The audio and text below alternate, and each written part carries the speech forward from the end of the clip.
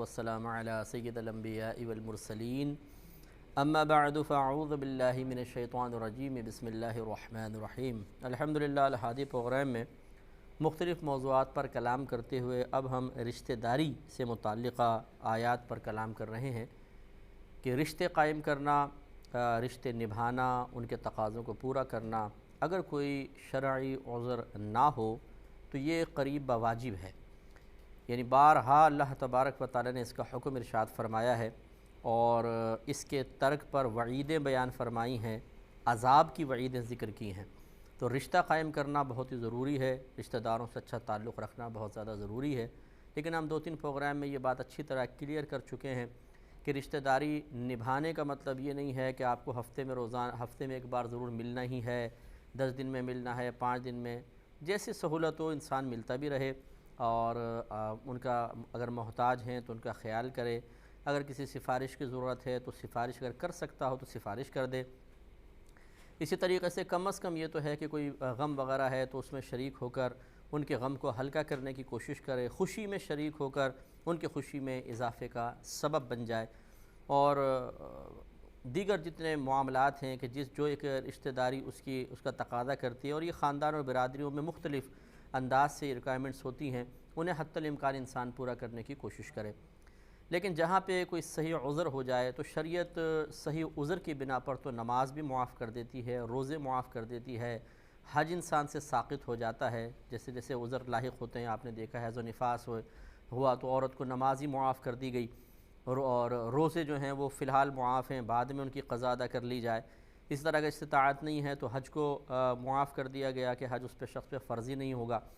ख़ुलासा कलाम ये है कि मिज़ाज शरई ये देखा है कि अगर कोई सही उज़्र लाहिक़ हो जाता है तो फिर शरीयत ख़ुद एक इंसान को रियायत देती है। इसी तरीक़े से बाज़ औक़ात ख़ुद शरीयत कहती है कि रिश्तेदारी ना निभाई जाए, क़त्अ ताल्लुक़ कर लिया जाए। जैसे कि कोई शख्स बदमज़हब हो जाए तो उसके लिए ऐसे ही हुक्म है और इसमें भी हम इंशाअल्लाह ज़िक्र करेंगे, आयात में भी इसका तज़किरा है। नबी करीम सल्लल्लाहु अलैहि वसल्लम ने इरशाद फरमाया कि क़दरिया फ़िरक़ा जो है ये मेरी उम्मत के मजूस हैं, यानी तक़दीर के मुनकिर जो हैं वो मेरी उम्मत के मजूस हैं। अगर वो बीमार पड़ जाएँ तो उनकी इयादत ना करो, अगर वो मर जाएँ तो उनके जनाजे में शिरकत ना करो। तो अब देखें, अगर वो कोई करीबी रिश्तेदार भी है लेकिन वो तक़दीर का इनकार करने वाला हो जाता है तो वो मुर्तद हो जाएगा। और नबी करीम सल्लल्लाहु अलैहि वसल्लम ने ऐसे बदमज़हब से मेल जोल रखने को मना कर दिया। लिहाजा यूँ हो सकता है कि कोई बदमज़हब हो गया, उसके अक़ीदे में बहुत ज़्यादा ख़राबी पैदा हो गई, वो फ़ासिक़ व फ़ाजिर है कि एलानिया तौर पे गुनाह कबीरा कर रहा है, तो हम उससे क़त्अ ताल्लुक़ कर सकते हैं। लेकिन इनमें बेहतर मशवरा हमारा यही होगा कि पहले जिस चीज़ को आप बुनियाद बनाकर क़त्अ ताल्लुक़ करना चाहते हैं वो उलमाए किराम से मालूम कर लें कि क्या वो वजह सबब क़त्अ ताल्लुक़ बनने की सलाहियत भी रखती है या नहीं रखती है। इसी तरीक़े से बाद औक़ात होता है कि इंसान जैसे बाहर के मुल्क में चला जाता है, दूर चला गया, वो रिश्तेदारों से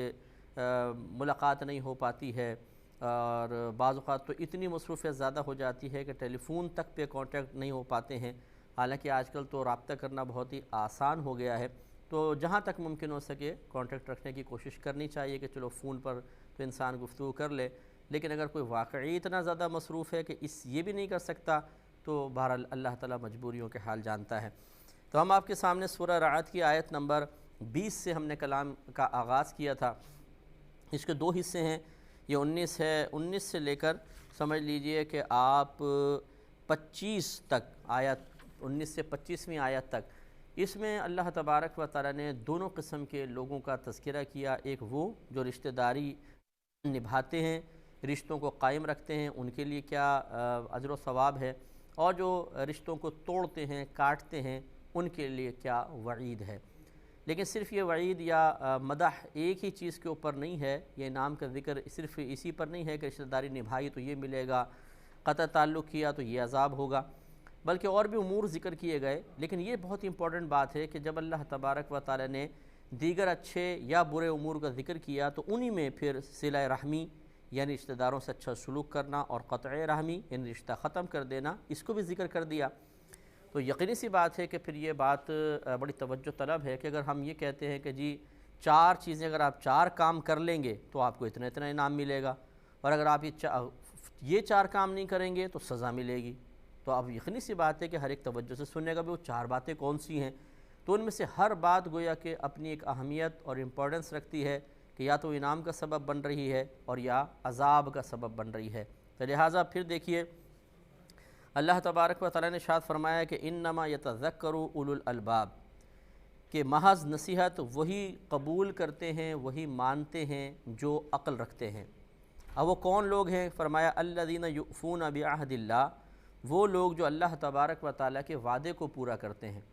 جب ہم مسلمان ہو جاتے ہیں، ہم نے کلمہ پڑھ لیا یا ہم مسلمان گھرانے میں پیدا ہوئے، اللہ کو اپنا رب تسلیم کر لیا، تو سمجھ لیجیے اب اس کی اطاعت کا بھی خود بخود ہم نے وعدہ کر لیا ہے۔ جو وہ عقائد قرآن میں بیان کر رہا ہے یا اپنے حبیب کریم صلی اللہ علیہ وسلم کے ذریعے ہمیں عطا فرما رہا ہے، اللہ اپنی ذات و صفات کے بارے میں، انبیاء کے بارے میں، نبوت، رسالت، جن، فرشتے، جنت، دوزخ، آخرت، تقدیر کے مسائل، ان سب پر پھر ہمارا ایمان لانا ضروری ہے۔ اور اسی طرح جو چیزیں اللہ تعالیٰ نے ہم پہ فرض قرار دی ہیں، ان کی فرضیت کا قائل ہونا، یہ بھی گویا کہ اللہ تبارک و تعالیٰ سے ہم نے عہد کیا ہے کہ ہم ان کو مانیں گے، تو وہ تمام لوازمات کا خیال رکھنا ضروری ہے۔ اور فرمایا کہ وَلَا يَنْقُضُونَ الْمِيثَاقَ، اور وہ میثاق یعنی پختہ وعدہ کر کے اس کو توڑتے نہیں ہیں، اس سے پھر پھرتے نہیں ہیں۔ اور اب اس کا ذکر فرمایا کہ وَالَّذِينَ يَصِلُونَ مَا أَمَرَ اللَّهُ بِهِ أَن يُوصَلَ، اور وہ لوگ جو اس چیز کو جوڑتے ہیں کہ جس کا اللہ تعالیٰ نے حکم دیا کہ اس کو جوڑا جائے، یعنی جس کے جوڑنے کا اللہ تعالیٰ نے حکم دیا وہ اس کو جوڑتے ہیں۔ یہ رشتے کے بارے میں علماء نے فرمایا، مفسرین نے، کہ وہ رشتے قائم رکھتے ہیں، دنیاوی وجوہات کی بنا پر ایسا نہیں کرتے کہ چھوٹی چھوٹی باتوں پر اور سگے خون کے رشتوں سے منہ پھیر لیا جائے، جیسے کہ ہمارے ہاں جہالت عام ہے کہ چھوٹی چھوٹی باتوں کے اوپر ایسے ہمارے خون سفید ہو گئے ہیں کہ ہم چھوٹے چھوٹے چند ٹکوں کے لیے، تھوڑی سی بات نہ ماننے کی بنا پر، تھوڑی سی ہماری عزت افزائی کسی نے نہیں کی، ہمارا جو ہم توقع کر رہے تھے ویسی ہمیں عزت نہ دے پایا، ہم رشتے توڑ دیتے ہیں۔ اور یہ نہیں سوچتے کہ یہ اس کا ہمارے لیے مثال کے طور پہ اگر ہم آئے تھے، اس نے دال رکھ دی، ہم اس پہ ناراض ہو گئے، جی ہمیں گوشت کیوں نہیں رکھا، مرغی کیوں نہیں کھلائی۔ اس کا گوشت رکھنا کوئی واجب نہیں تھا، لیکن ہمارا رشتہ قائم رکھنا واجب ضرور تھا۔ اب وہ گناہ گار نہیں ہو رہا، گناہ گار ہم ہو رہے ہیں، لیکن بسا اوقات انسان سمجھتا ہے کہ میں حق بجانب ہوں، میں تو آیا تھا، دیکھیں چائے کے لیے نہیں پوچھا، ہم تو آئندہ قطع تعلق کریں گے، ہم نے بیٹی کا رشتہ مانگا تھا، انہوں نے رشتہ نہیں دیا، ہماری انسلٹ کر دی، ہم آئندہ رابطہ نہیں رکھیں گے، ہم لوگ شادی بیاہ میں گئے، ہمیں صحیح طریقے سے ریسیو نہیں کیا گیا، ہم تو جی اجنبیوں کی طرح جا کر بیٹھے اور اجنبیوں کی طرح واپس آ گئے، ہم تو نہیں ملیں گے آئندہ۔ یہ چھوٹی چھوٹی باتوں پہ ناک اوپر کر کے ہم بڑے ماں باپ کے، بڑے باپ کے بن جاتے ہیں، اور یہ نہیں سوچتے کہ یہ قطع تعلق کرنا ہمارے لیے حرام ہے، گناہ کبیرہ بھی بن سکتا ہے، کیونکہ اللہ نے جب اس پہ وعید بیان فرمائی تو علماء کرام نے قطع تعلق جو نفسانی اور ذاتی اعتبار سے ہے، انہوں نے قاعدہ بیان کیا کہ جس گناہ پر اللہ تعالیٰ کوئی عذاب اور وعید ذکر کر دیتا ہے وہ گناہ کبیرہ ہوگا۔ تو ابھی آگے آپ دیکھیے کہ اسی رشتہ توڑنے پہ اللہ تعالیٰ نے وعید بیان فرمائی ہے۔ تو یہ مطلب اللہ تعالیٰ ان لوگوں کی مدح فرما رہا ہے کہ عقل والے وہ ہیں جو کہ جس رشتے کو اللہ نے جوڑنے کا حکم دیا ہے اس کو جوڑتے ہیں۔ اور پھر ارشاد فرمایا کہ وَيَخْشَوْنَ رَبَّهُمْ، اور وہ اپنے رب سے ڈرتے ہیں، وَيَخَافُونَ سُوءَ الْحِسَابِ، اور حساب کی برائی سے اندیشہ رکھتے ہیں۔ میں نے پہلے بتایا تھا حساب کی برائی سے مراد سخت حساب بھی ہو سکتا ہے میدان معاشر کا، اور یہ بھی ہو سکتا ہے کہ اس حساب میں انسان ناکام ہو جائے، تو یہ حساب کی برائی ہوتی ہے۔ اللہ اس کا اندیشہ رکھتے ہیں کہ ایسا نہ ہو کہ وہاں میری گریف زیادہ ہو جائے، مجھ سے ایسے کویسچنز کر لیے جائیں کہ مجھے اس کا جواب نہ آئے، اور یا پھر میں ان جوابات اللہ تعالیٰ کی رضا کے مطابق جواب دینے سے قاصر رہ جاؤں تو اللہ ناراض ہو کہ مجھے عذاب میں مبتلا نہ کر دے، اس کا وہ اندیشہ بھی رکھتے ہیں۔ مزید مدح فرمائی کہ وَالَّذِينَ صَبَرُوا ابْتِغَاءَ وَجْهِ رَبِّهِمْ، اور وہ جنہوں نے اپنے رب کی رضا کو حاصل کرنے کے لیے صبر کیا، یعنی مختلف امور پر صبر کرتے رہے، تکالیف پر۔ دیکھیں صبر کے ہم اس پہ بڑا طویل ہم نے کلام پہلے بھی کئی دفعہ کیا ہے کہ صبر بعض اوقات ہوتا ہے گناہوں سے پرہیز پر، کہ دل چاہتا ہے، نفس چاہتا ہے کہ گناہ کریں، ہم اس کو روکتے ہیں اپنے آپ کو گناہ سے، یہ گناہ پر صبر کہلاتا ہے۔ نفس چاہتا ہے عبادات کی پابندی نہ کروں، ہم اسے اس سے روک کر عبادات کی پابندی کی طرف مائل کرتے ہیں، یہ عبادات پہ صبر کہلاتا ہے۔ مخلوق اگر ہمیں اذیت تکلیف پہنچاتی ہے، ہم ہر قسم کی انتقامی کارروائی، شکوے شکایت سے اپنے آپ کو روک لیتے ہیں، یہ بندوں کی طرف سے پہنچنے والی مصیبتوں پہ صبر کہلاتا ہے۔ اور بعض اوقات براہ راست اللہ تبارک و تعالیٰ کی طرف سے آزمائشیں ہوتی ہیں، ہم گر گئے، اچانک بیماری ہو گئی اور پیسے گر گئے ہاتھ سے، چھن گئے پیسے۔ یہ چیزیں اگرچہ چھننے میں بندے کا بھی دخل ہوتا ہے، لیکن اللہ کی رضا، بہرحال اللہ کی مرضی تو شامل حال ہوتی ہے۔ ایسا تو کوئی بھی نہیں ہو سکتا کہ اللہ تعالیٰ ہمارا پیسہ ہمارے پاس رکھنا چاہے اور کوئی گن پوائنٹ پہ چھین کے لے جائے۔ اس میں اللہ تعالیٰ کی طرف سے ہمارے لیے ایک آزمائش کا پہلو ہوتا ہے یقیناً، تو اس پر پھر اللہ کی بارگاہ میں شکوہ شکایت سے اپنے آپ کو روک لینا، اس کی رضا پہ راضی رہنا، یہ اللہ کی طرف سے آنے والی مصیبتوں پہ صبر کہلاتا ہے۔ تو اللہ تعالیٰ نے تعریف بیان فرمائی، اور وہ لوگ جو اللہ تعالیٰ کی رضا کے حصول کے لیے اس کے تلاش میں صبر کرتے ہیں، وَأَقَامُوا الصَّلَاةَ اور نماز قائم کرتے ہیں، اور وَأَنفَقُوا مِمَّا رَزَقْنَاهُمْ سِرًّا وَعَلَانِيَّةً وَيَدْرَؤُونَ بِالْحَسَنَةِ السَّيِّئَةَ أُولَٰئِكَ لَهُمْ عُقْبَى الدَّارِ۔ دیکھیں اب آخر میں انعام ہے، وَأَنفَقُوا اور وہ خرچ کرتے ہیں، مِمَّا رَزَقْنَاهُمْ ان تمام چیزوں میں سے جو ہم نے ان کو عطا کی ہیں، سرًّا چھپا کر پوشیدہ طور پہ، وعلانیتاً اور اعلانیہ طور پر۔ معلوم ہے کہ دونوں طرح صدقہ کرنا اچھا ہے، کبھی تو چھپا کے صدقہ کرنا افضل ہوتا ہے۔ یہ اس وقت ہے کہ جب کوئی ضرورت نہیں ہے اس کے اعلان کرنے کی، تو پھر ہمیشہ چھپا کے صدقہ کرنا چاہیے۔ اور کبھی ایسا ہوتا ہے کہ جیسے چندہ مانگا جا رہا ہے مسجد کے لیے اور کسی غریب کی امداد کے لیے، اس وقت اگر انسان اعلانیہ طور پہ کچھ دیتا ہے تو یہ دوسروں کے لیے ترغیب کا سبب بن جاتا ہے، دوسرے بھی ہمت کرتے ہیں، تھوڑا بہت پیسہ نکال کے دے دیتے ہیں۔ ایسے موقع پر اعلانیہ طور پہ ہی صدقہ کرنا چاہیے تاکہ دوسروں کے لیے ترغیب کا سبب بن جائے۔ تو دونوں اپنے اپنے مقام پہ صحیح ہیں۔ وَيَدْرَؤُونَ بِالْحَسَنَةِ السَّيِّئَةِ اور وہ دور کرتے ہیں بھلائی کے ساتھ برائی کو۔ مطلب یہ کہ جب ان کے ساتھ کوئی ناجائز سلوک کرتا ہے، غلط قسم کا سلوک کرتا ہے، تو یہ نہیں کہ جواب میں وہ بھی ویسے ہی کریں، بلکہ وہ احسن انداز سے اس کا جواب دیتے ہیں۔ کسی نے ہماری غیبت کی تو جواب میں، یعنی جو ایسے لوگ ہوں گے جو سمجھدار ہیں، اللہ تعالیٰ فرما رہا ہے کہ وہ پھر غیبت نہیں کریں گے جواب میں، وہ اپنی زبان کو بند کر لیں گے۔ کسی نے ہمیں مالی نقصان پہنچایا، ہم انہیں نقصان نہیں پہنچائیں گے۔ کوئی ہمارے ساتھ برا سلوک کرے گا، ہم نہیں کریں گے، ٹھیک ہے بھائی چلو اللہ کی طرف معاملہ چھوڑ دیں، اللہ تعالیٰ جانے اور یہ بندے جانے، ہم انتقام نہیں لیں گے۔ اگر اس قسم کا معاملہ ہے تو یہ قابل مدح چیز ہے۔ ان کے لیے اللہ نے فرمایا اولئک لہم عقبی الدار، یہی وہ لوگ ہیں جن کے لیے اخروی گھر کا نفع ہے، انہی کے لیے اخروی گھر ہے، اخروی گھر کا نفع ان کے لیے، یعنی جنت کا نفع اللہ نے ان کے لیے رکھا ہے۔ جنات عدن رہنے کے باغات ہیں جہاں سکونت اختیار کی جائے، یدخلونہا وہ اس میں داخل ہوں گے۔ اور اب بڑی امپورٹنٹ بات دیکھیں کہ ومن صلح من آبائہم وازواجہم وذریاتہم اور وہ لوگ بھی ان کے ساتھ داخل ہوں گے جو اس کی صلاحیت رکھتے ہیں، جو اس دخول کے لائق ہیں، یعنی ان کے آباء و اجداد، ان کی بیویاں اور ان کے بچے۔ اس پہ شارحین نے بیان فرمایا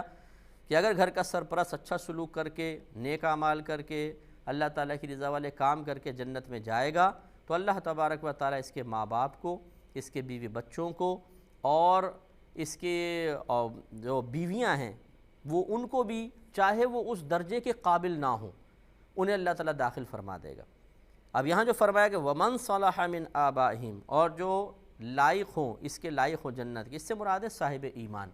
یعنی کم از کم صاحب ایمان ضرور ہوں۔ اگر عمل کے لحاظ سے کم بھی ہوں گے تو اللہ تبارک و تعالیٰ اس بندے کی برکت سے اس کے گھر والوں کو بھی اس کے ساتھ کر دے گا، اور بیوی بچے ماں باپ یہ اس کے درجات میں اس کے ساتھ ہوں گے۔ اس لیے معلوم یہ ہوا کہ انسان جب نیک عمل کرتا ہے اسے یہ ذہن میں رکھنا چاہیے، اور اگر وہ یہ نیت کر لے تو کوئی تعجب خیز بات بھی نہیں ہے اور کوئی ناجائز امر نہیں ہے کہ یہ عمل میں صرف اپنے لیے نہیں کر رہا ہوں بلکہ اپنے ماں باپ کے لیے بھی کر رہا ہوں، اپنے بیوی بچوں کے لیے بھی کر رہا ہوں۔ اور میں ضمناً ایک بات عرض کرتا ہوں، بڑی قابل توجہ بات ہے، ذرا غور سے دیکھیے۔ بعض لوگ کہتے ہیں کہ جی انسان صرف اپنے عمل کا بدلہ پائے گا، دوسرا اس کے عمل سے کوئی فائدہ حاصل نہیں کر سکتا۔ قرآن اس کا شدت کے ساتھ رد فرما رہا ہے۔ اس آیت کریمہ میں اللہ تبارک و تعالیٰ نے خود بیان فرما دیا کہ جو جنت میں چلا گیا تو اس کے ساتھ انہیں بھی کر دیا جائے گا جو کم از کم صاحب ایمان ہوں گے، اس کے والدین، اس کے بیوی بچے وغیرہ۔ معلوم یہ ہوا کہ ان کے تو ایسے اعمال بھی نہیں ہیں، لیکن اس شخص کے عمل نے ان کو نفع پہنچایا ہے، اور وہ درجات پا رہے ہیں جو اللہ نے اس کے لیے رکھے، اس میں ان کو بھی حصہ دیا گیا۔ اس سے معلوم ہوا کہ انسان ایک شخص عمل کرتا ہے لیکن اس کے عمل کا فائدہ دوسروں کو بھی پہنچ سکتا ہے۔ اور پھر اللہ تعالیٰ نے فرمایا کہ وَالْمَلَائِکَةُ يَدْخُلُونَ عَلَيْهِمْ، اور فرشتے ان پر داخل ہوں گے من کل باب، ہر دروازے سے، سلام علیکم، اور یہ کہتے ہوئے آئیں گے کہ سلامتی ہو تم پر، بما صبرتم، ان تمام امور پر جن پر تم نے صبر کیا، یعنی اس کے بدلے میں جو تم نے صبر کیا تم پر ایک سلامتی نازل ہو۔ فَنِعْمَ عُقْبَى الدَّارِ، اللہ تعالیٰ فرماتا ہے تو پھر یہ اخروی گھر کیا ہی خوب انعام ہے، کیا ہی اللہ تعالیٰ کا پیارا انعام ہے کہ اس کو دے دیا گیا۔ یہ ان کے لیے دیکھیں بیان ہوا کہ جو رشتہ داری کو نبھاتے ہیں، ایک عمل یہ بھی ان لوگوں کا ہوگا جو جنتی ہوں گے، اور ان کی برکت سے ان کے گھر والے بھی جنت میں جائیں گے کہ انہوں نے رشتے کو قائم کیا ہوگا۔ اب اللہ تعالیٰ نے ان لوگوں کا ذکر فرمایا جو رشتے کاٹتے ہیں، توڑتے ہیں۔ اس سے پہلے کہ میں اس کو ذکر کروں، تمام ہمارے وہ بھائی بہن ذرا سے توجہ کریں جو ہمیں دیکھ رہے ہیں۔ ویسے تو ہم اس قسم کے پروگرام دیکھتے ہی نہیں ہیں، مسئلہ یہ ہوتا ہے کہ ہر ایک کو کوئی نہ کوئی کام ہوتا ہے، کوئی کہتا ہے جی میں باہر ہوتا ہوں، کوئی کہتا ہے جی ہم کام میں مصروف ہوتے ہیں،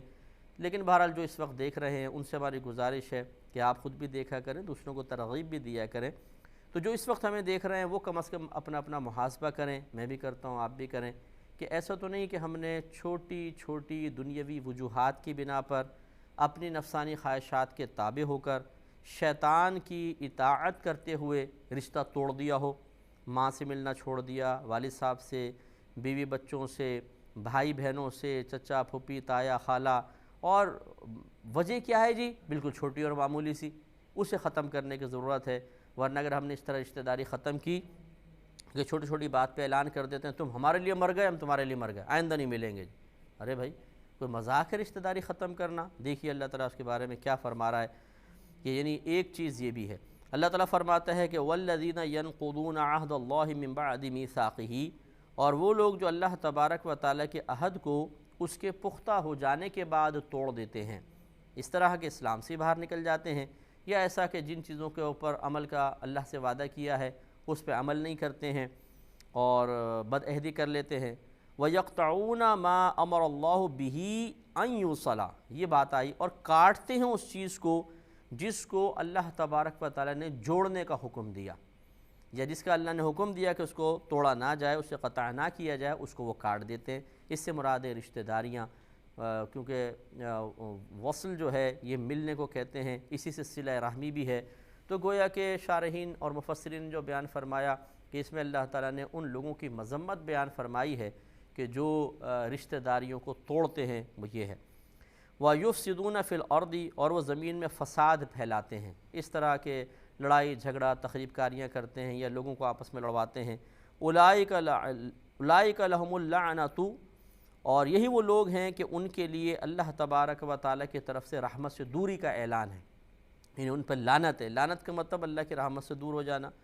وَلَهُمْ سُوءُ الدَّارِ، اور ان کے لیے برائی کا گھر ہے، یعنی جہنم ہے ان کے لیے۔ تو اس سے دیکھیں معلوم ہوا کہ رشتہ داری کا توڑ دینا یہ کوئی معمولی چیز نہیں ہے۔ جب اللہ تعالیٰ نے اس پہ لعنت کی وعید بیان فرمائی اور ایسے شخص کے لیے جہنم میں داخلے کا ذکر فرما دیا، معلوم ہوا کہ رشتہ داری قائم کرنا واجب ہے اور اس کا ترک کرنا گناہ ہے، اگر مصر رہیں تو گناہ کبیرہ بھی ہے۔ اللہ تعالیٰ سے دعا ہے کہ رب کریم جو کچھ ہم نے سنا اسے اپنے ذہن میں محفوظ رکھنے کی توفیق عطا فرمائے اور رشتہ داریاں قائم کرنے کی توفیق عطا فرمائے، آمین۔